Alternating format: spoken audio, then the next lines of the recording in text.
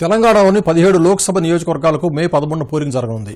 అయితే ఇదే రోజున సికింద్రాబాద్ కంటోన్మెంట్ అసెంబ్లీ నియోజకవర్గానికి కూడా ఎన్నికలు జరగనున్నాయి. Cantonment MLA Lasya Nanditha road ప్రమాదంలో మృతి చెందడంతో ఖాళీ అయిన ఈ స్థానానికి ఎన్నికలు నిర్వహిస్తున్న నేపథ్యంలో సికింద్రాబాద్ కంటోన్మెంట్ శాసనసభ నియోజకవర్గంపై దూరదర్శన్ యాదగిరి అందిస్తున్న ప్రత్యేక కథనం ఇప్పుడు చూద్దాం. హైదరాబాద్లోని 24 శాసనసభ నియోజకవర్గాల్లో సికింద్రాబాద్ కంటోన్మెంట్ నియోజకవర్గం ఒకటి. మల్కాజ్గిరి లోక్సభ నియోజకవర్గంలోని అసెంబ్లీ సెగ్మెంట్లలో కీలక స్థానం ఇది. అయితే పార్లమెంట్ ఎన్నికలతో పాటు జరుగుతున్న ఏకైక అసెంబ్లీ నియోజకవర్గం ఎన్నిక సికింద్రాబాద్ కంటోన్మెంట్ ఉప ఎన్నిక.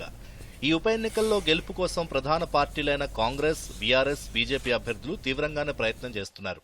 నిజానికి ఈ ఉప ఎన్నిక ఎమ్మెల్యే మరణంతో జరుగుతోంది.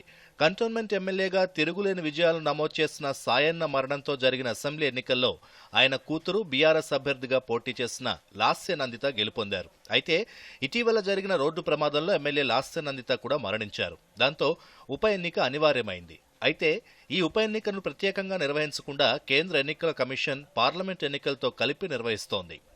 పార్లమెంట్ ఎన్నికల్లో పోటీ 3 ప్రధాన పార్టీల మధ్య జరుగుతున్నట్లుగానే కంటోన్మెంట్ ఉప ఎన్నిక కూడా త్రిముఖ పోరుతో జరుగుతోంది.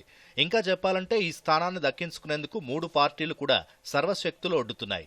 ఇక్కడ సెంటిమెంట్ ఏకోశాన కనిపించడం లేదు. సాధారణంగా ఎమ్మెల్యే మరణించినప్పుడు జరిగే ఉప ఎన్నికల్లో ప్రత్యర్థి పార్టీలు అభ్యర్థులు నిలబెట్టవు. కానీ ఇక్కడ బీఆర్ఎస్తో పాటు కాంగ్రెస్, బీజేపీలు కూడా అభ్యర్థులు నిలబెట్టాయి.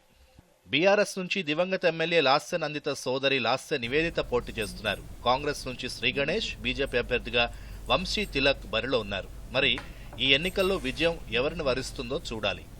Bureau report, Doordarshan news.